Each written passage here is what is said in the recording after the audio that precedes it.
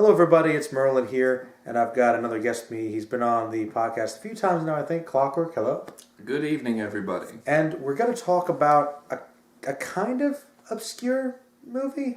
It's a bit of a cult film. Bit of a cult film. We're going to be talking about Ghost Dog. Now, tell me, good sir, why did you want to talk about Ghost Dog? Why do you feel people need to know about it? Well, now, to clarify, we are not just talking about Ghost Dog. We're not? We're talking about Ghost Dog, Way of the Samurai. Way of the Samurai. Because there is a movie just about a ghost dog. There really is? Yes, there is. Actually called Ghost Dog. Yes, it's just about a ghost dog. So we are clear. Well, I don't know if many people get the confusion of the great cult film Ghost Dog, but yes, you are right. Technically, Ghost Dog, Way of the Samurai would be more accurate. Yes. Starring Forest Whitaker and directed by Jim Jarmusch. Oh, the brilliant Jim Jarmusch. Now, let's see, sir. Would you like to take a snap at the synopsis, or would you like me to do so? I'll take a snap at it. All right, please tell me, what happens in Ghost Dog? What is the film about, generally speaking? Well, Ghost Dog is a hitman. He's a hitman living in a city, not so subtly modeled after Newark, New Jersey. Mm-hmm. And he's the lone African-American assassin of this sort of outdated mafia Mm-hmm. in this town. And there's only the one guy who's ever seen him. He's totally untraceable. He's the perfect killer. Mm-hmm, indeed. But he does almost nothing with his personal life. He follows the code of Bushido, the way of the samurai. Tell me about that. In the way of the samurai, to paraphrase the Book of Hagakure, which is referenced Many heavily times throughout the movie. It's almost like... It's how they separate their chapters by intersecting with quotes from the book. Absolutely, yes. The essence of the way of the samurai is based in being ready to die for one's master. Mm-hmm. In every day, the samurai should constantly be meditating on having his head chopped off or being killed by 1,000 arrows and all that shit. Basically, the samurai has to kind of consider himself as already dead because that's the inevitability if he is a good samurai. Exactly. The perfect samurai obviously would live through his life and his, Accomplishments. Yes. For his master. Mm-hmm. But at any moment, he's ready to die. Absolutely. In every moment, he's accepting of death. In that, Ghost Dog, he was saved by this, this rather low-ranking mafioso in his youth. And then, through an untouched-upon period of time, studied Eastern philosophy, Bushido, Hagakure, all that. And he realized, this is my master. This is the man in control of my life, because he literally is the reason I have a life at this point. It's almost like a life debt. It is. It is a lot like a life debt. But it goes a bit deeper in that, because in a life debt, a Wookiee can still... live their own life. They can still live their own life. They can still disagree with you. They can still tell you that you're a fucking asshole. But in this case, if at least by this character's way of the samurai for his master, basically his life is ultimately based around pleasing his master. His life is to be exactly what his master needs him to be. Mm-hmm. Now, with that being the base of the movie, let's get into it. Please. It's not talked about enough. Definitely not. Because it was so indicative of this crossover period between, the old school idea of, the mafioso, Italian, Irish, Jewish guys wearing suits. Mm-hmm. That was the idea of gangsters before, the 80s. Definitely. Really. Even, up until the 90s. Pretty much. A lot of people, they hear gangster, they think of, Michael Corleone. Exactly. Yeah. But this was that sort of, without really talking about it or making it a plot point of the movie, it's very indicative in the whole way the movie goes.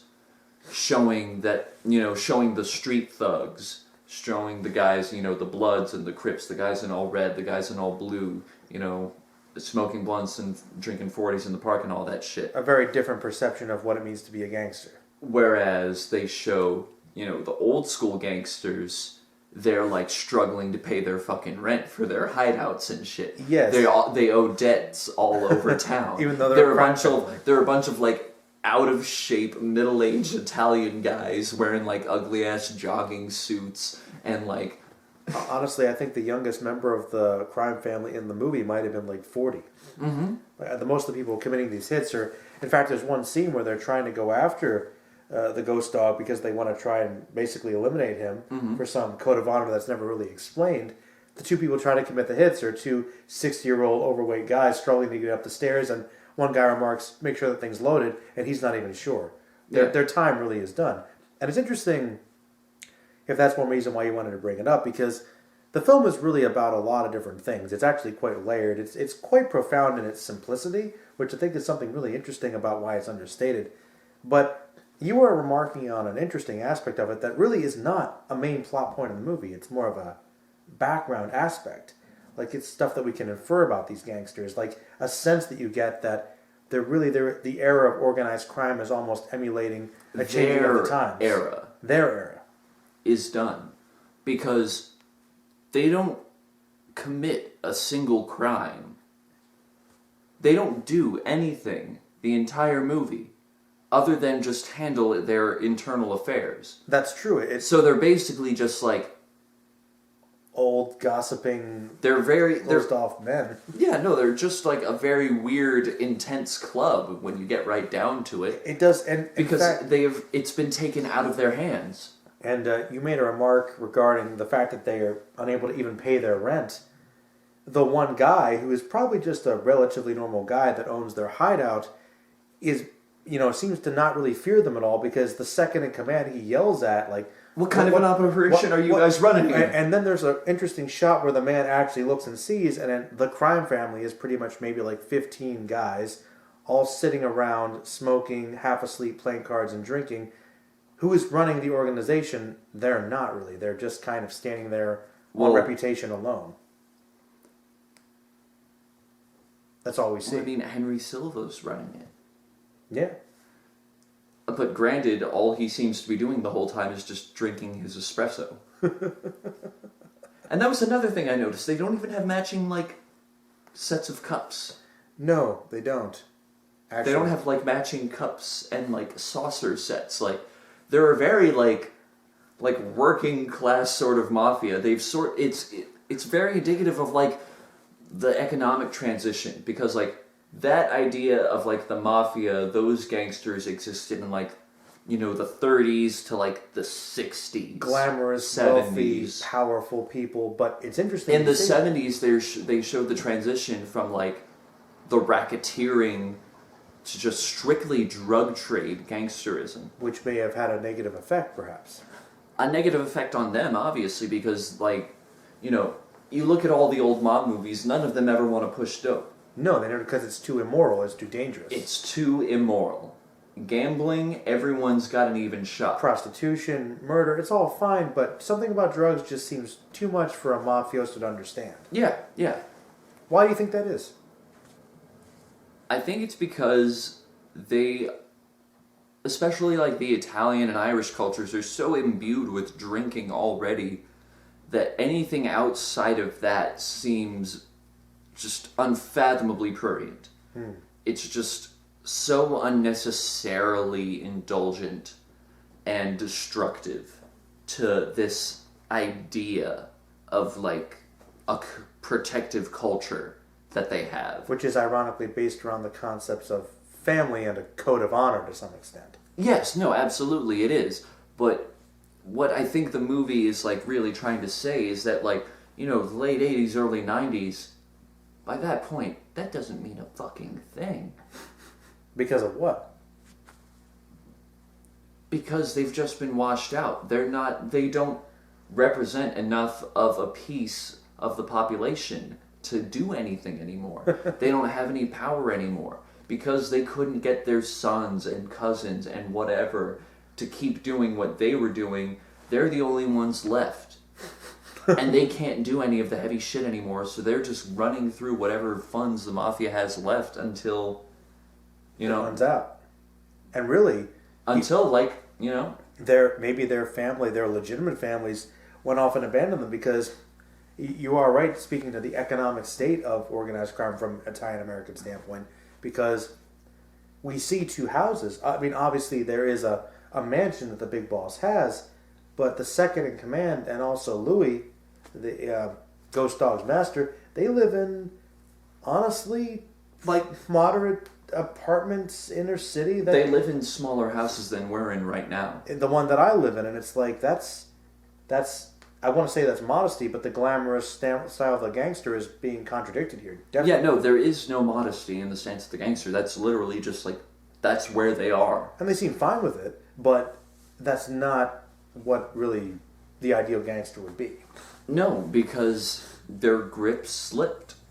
It did. Their grip slipped in the 70s. And I believe, as one of the themes of the movie is, really accepting endings and all things end, and Ghost Dog himself remarks that men of different eras... The ending is important in all things. The ending is important in all things is one of the last quotes that he reads. And really he remarks about how, though he follows a different code than the master, it's almost like they're carrying down this line of ancient philosophy from a bygone era that theoretically may not matter anymore in the grand scheme of things, despite how much you try to fight against it, but sometimes you still have to try to bring it out. See, I disagree with that. I feel like it's more exemplary of like a cyclical nature of it. It almost seems like it's a constant rise and fall of power between different, like, not even factions necessarily. That almost seems like too distinct of a word. But just the system, it's the interlocking system of... Not even interlocking. It's very organic. It's very fluid. Mm-hmm. It just... Breathing in and out. It's one part of the population rising, trying to realistically have a part in all the other parts of all the other population, and it's just not sustainable. It's not sustainable. But the interesting thing about it is that Ghost Dog accepts that. He goes through it. He doesn't acknowledge it.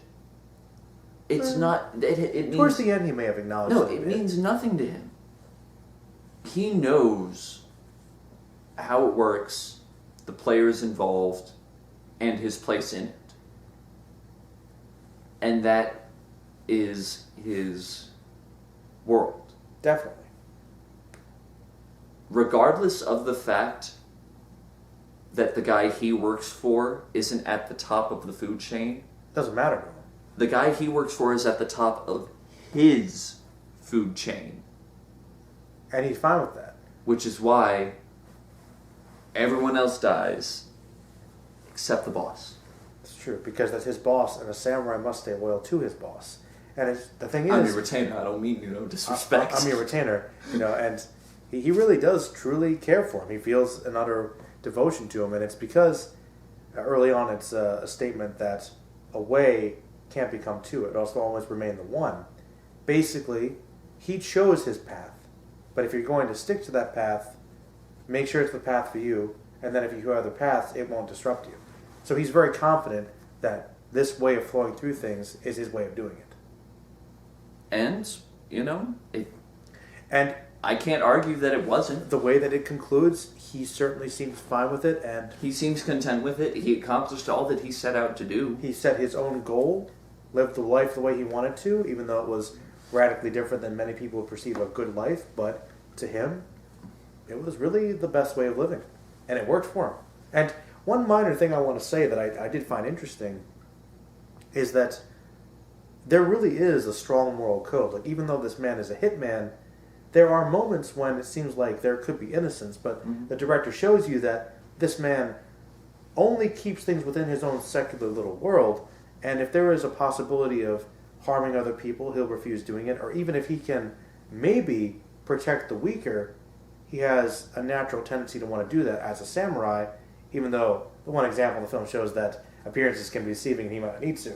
But I thought that was a nice hint to show this man has much more complexity and layers, and I find that really fascinating, and that's one of the things I found was really interesting about the style of the film, is that the plot itself is incredibly basic. Mm-hmm. Like, in fact, there isn't really that much dialogue spoken. Most of the dialogue is probably by the gangsters, who are almost satirical. But Ghost Dog himself is just kind of going through the motions. He doesn't say a single word until like almost 10 minutes into the film. It's true. And it's not that he can't carry on a normal conversation. We see that when he needs to, he can.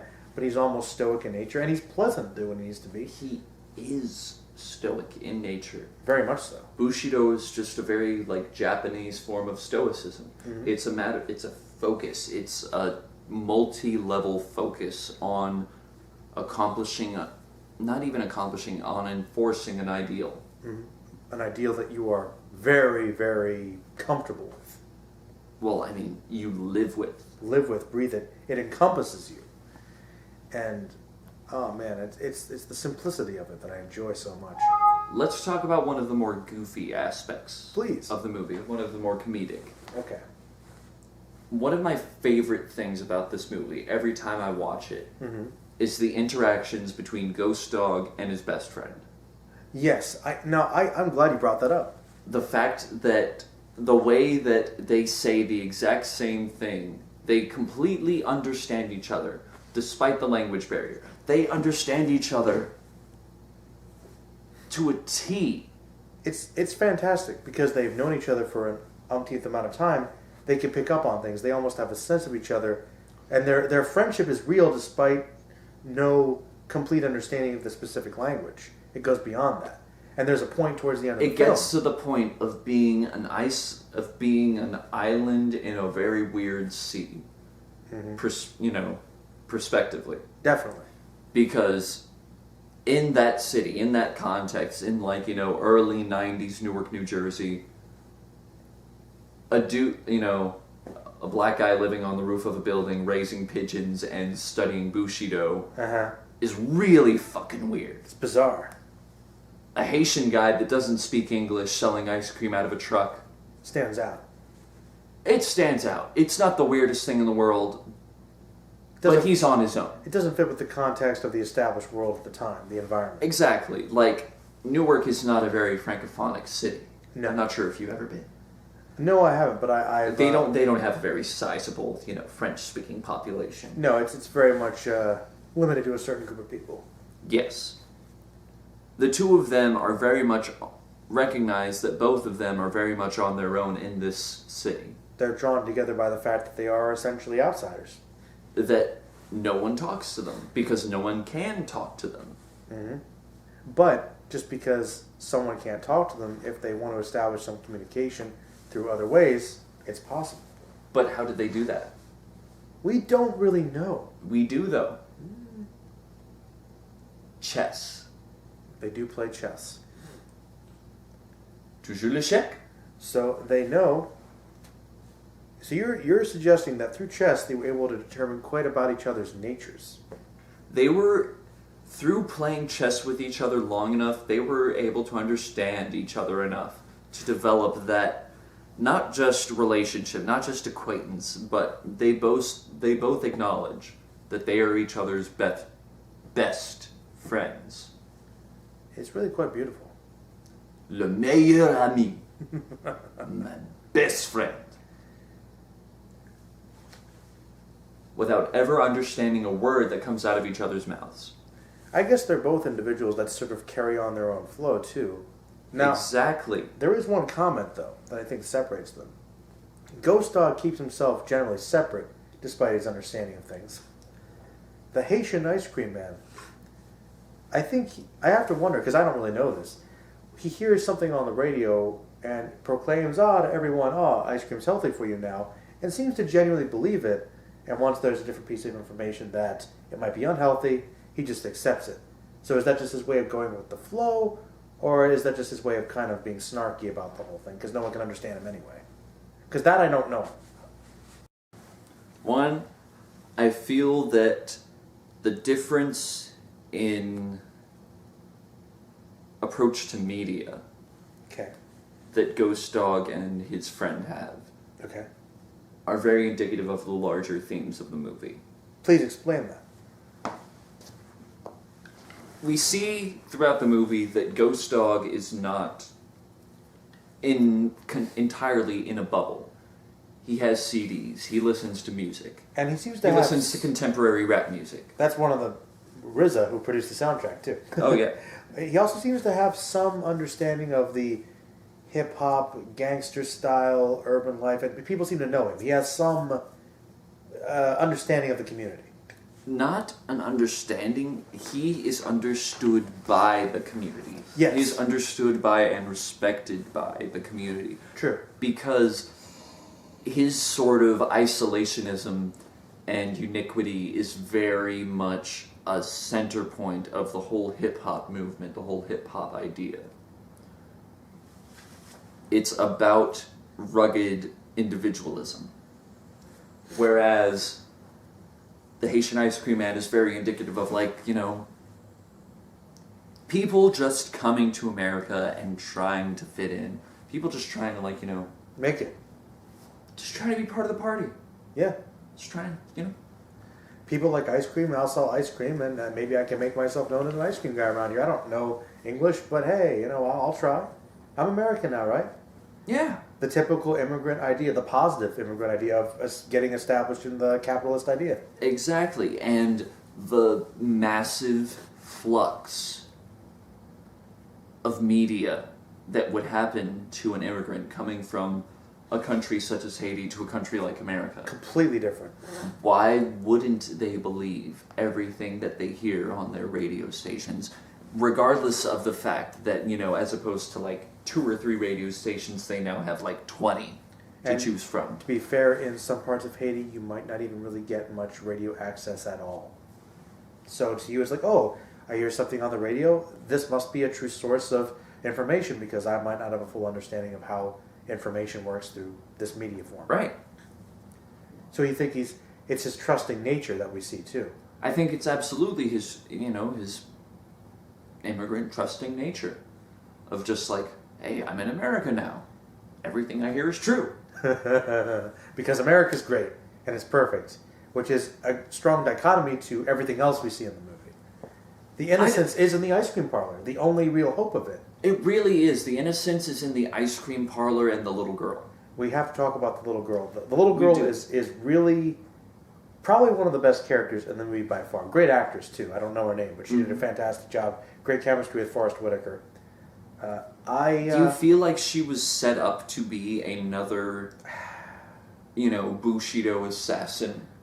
You know, the way they kind of lead up to the end of the movie, they almost give this indication like it might be the beginning of, like the rest of the movie, repeating of the cycle. Like, much like there are different shifts in power and ideas and culture and established ideas, there's always a different cycle of people that stick to the older ideas that might be a little outside of that.